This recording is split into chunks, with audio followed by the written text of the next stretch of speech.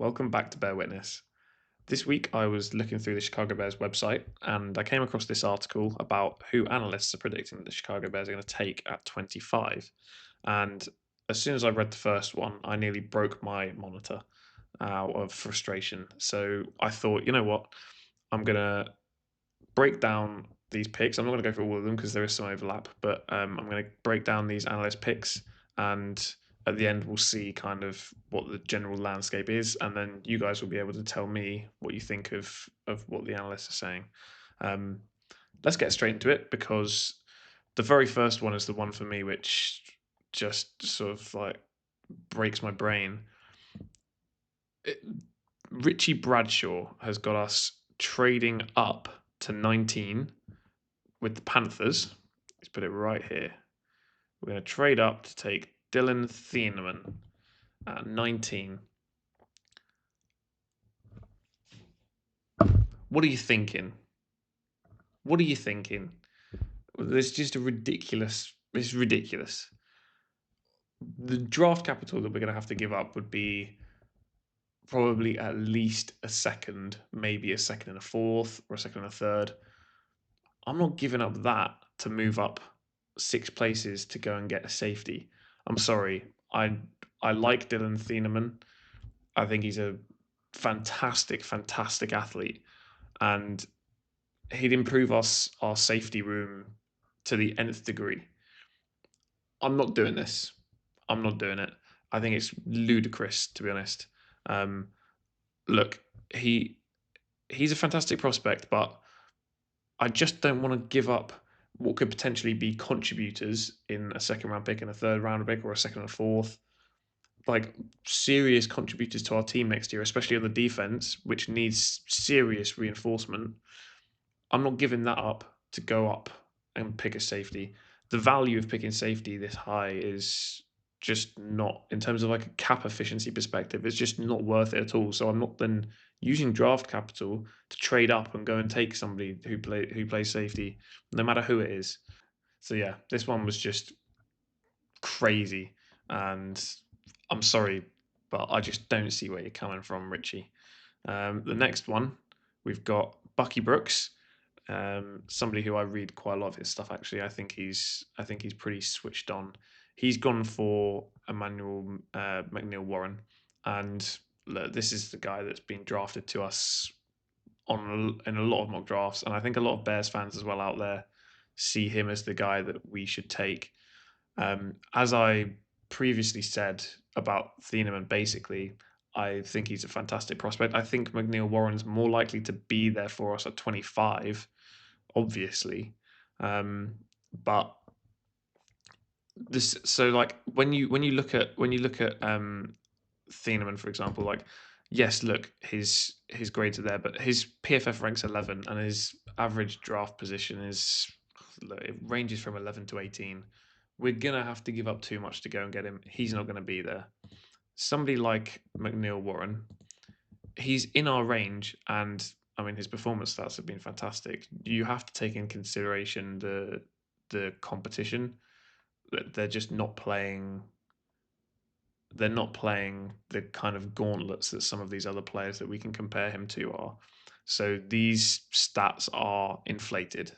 But his draft, look, his stock's gone up and up and up, and he's falling within sort of 20 to 25, which is where we are picking. So if he falls to us, I don't hate I don't hate the idea. I just really don't like it because of what I outlined earlier about Thieneman, in that I'm not giving up draft capital, and not that we would have to trade up to go and get him, but I'm not giving up our first round pick this year for a safety. I just don't think, like in a cap efficiency point of view, I just don't think it makes sense to go and do. And also, you can pick up these guys in later rounds. Like they're easier to find. It's like wide receivers and running backs. You can find DBs.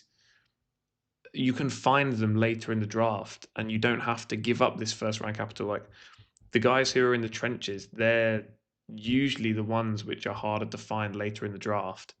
So I would rather use, if there's not the guy who who we're like in love with there, I would still rather take a step back, as long as you're not stepping back too far in terms of like just a BPA perspective. I really, I really would prefer us to try and take a uh, another another lineman. I'd even prefer us to trade back out of the spot and take somebody like a Kristen Miller at like 35 or something. Just trade out, pick up some draft capital. You could probably pick up a second and a third, trading back that far, and you can beef out the team even more. I would rather do that than try and take a safety this high. Um, so what have we got next? So Kyle Vorchak, that's what I'm going for. He's taken TJ Parker out of Clemson, and TJ Parker is somebody that I have considered, but for me, like, yes, his natural ability is there. He's pretty skillful and he's got good sense of his run stopping. He's got like good run stop instincts, but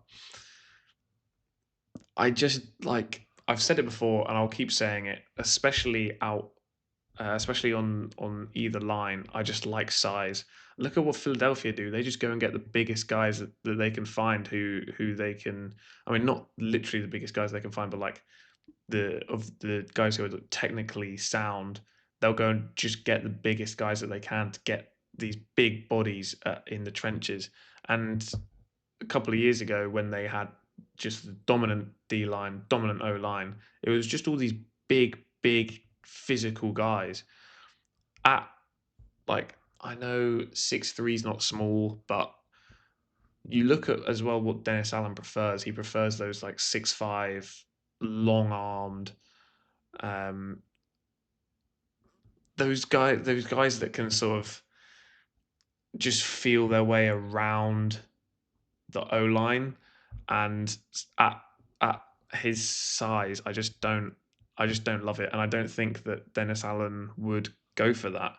Um, yeah, I just don't see us doing that, and me personally as well, I wouldn't. So for me, I think TJ Parker's probably just off the board. He's only taken once in these analyst picks. So Kyle, you're the only one that's taken TJ Parker, and I'm afraid I'm not on that boat either. Um, Here's somebody that it's a really interesting debate.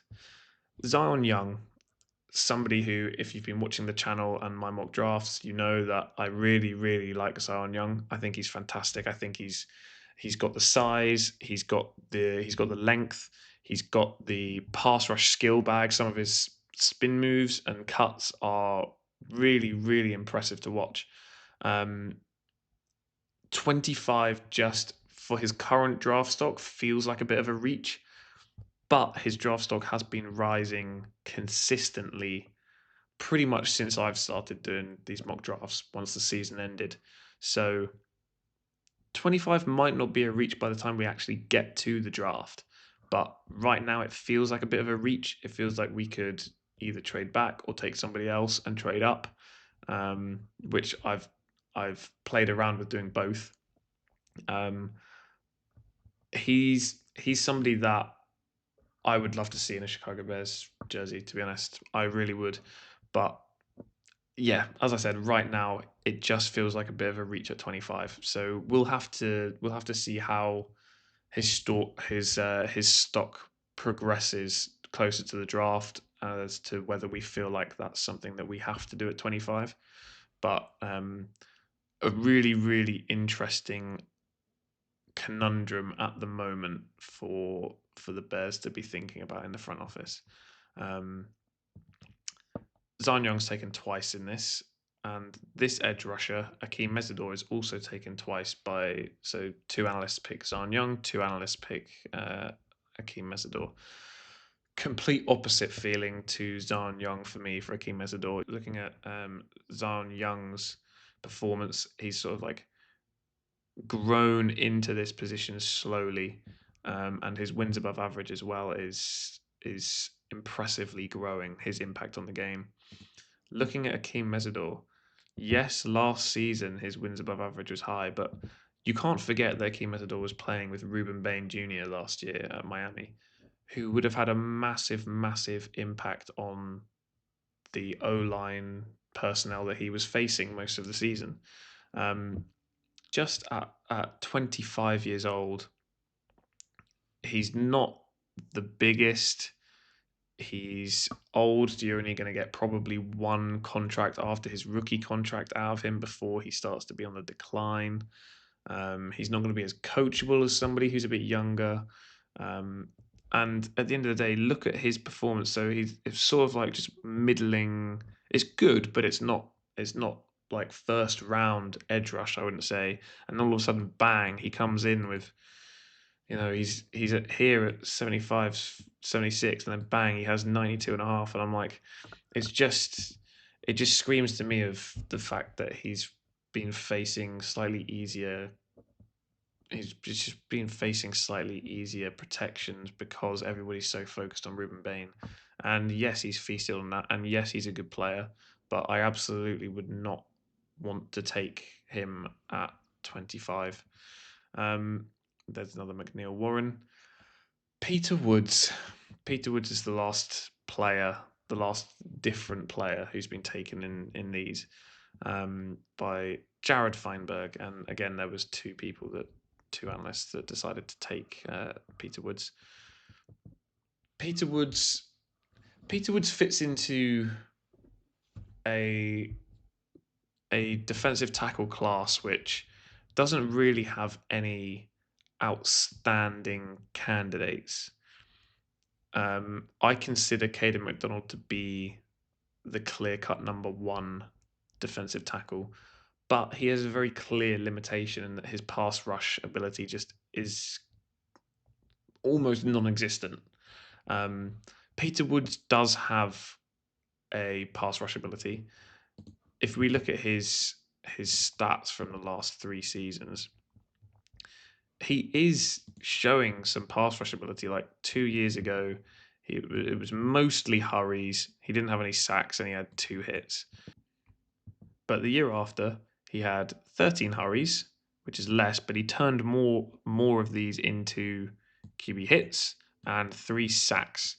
And then again, his hits went down, and his sacks stayed the same, and his hurries went down. So this last season, where he did play more snaps than he ever has, and I do wonder whether that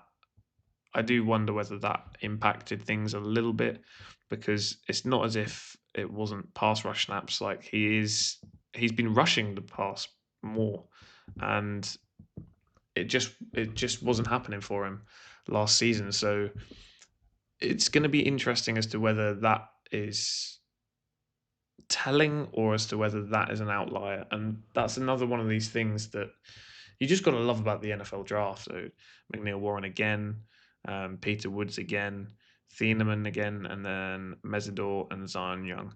So it's all these 6 guys taken. Thieneman was taken twice. McNeil-Warren was taken 3 times. TJ Parker once. Zion Young twice, Mesidor twice, and Peter Woods twice. And there's not any one of those. Like the one that gets me most excited is Zion Young. So after reviewing every analyst pick, McNeil-Warren seems to be the one that is the most likely. That does make me think more that maybe we will go for McNeil-Warren. I'm still firmly of the belief that we need to go D-line. I'm really interested to see what you guys think. Because is there anybody there that really gets you off your seat and makes you, when you hear that name get called, you're going to be sort of pumping your fist and celebrating? So yeah, that's going to be all for today's edition of Bear Witness. Let me know what you think in the comments. Who would you take in the first round? Do you buy into this McNeil-Warren, or do you buy into any of the other guys that that the analysts are picking, or have you got your own picks for who we should pick in the first round, or what we should do with our first round pick? As always, thank you for listening. Stay safe and bear witness.